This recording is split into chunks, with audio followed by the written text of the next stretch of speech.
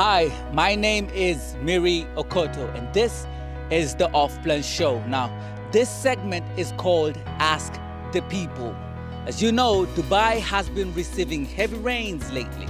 So we're here in Dubai Digital Park to ask the people what they think about the heavy rains and change in lifestyle. So join us today as we get real answers from real people.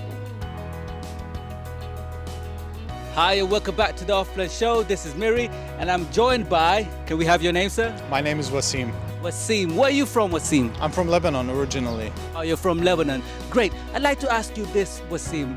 How is your overall take on Dubai? And what do you think about the city compared to Lebanon, where you're from?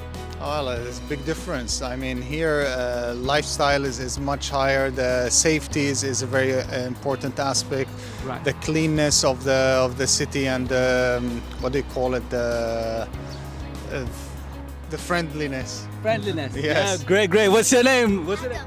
Adam. You want to join us, Adam? Okay, yeah. All right. I think, Adam, what do you like about the city? Your friends? It's very nice. It's very big, and Yeah.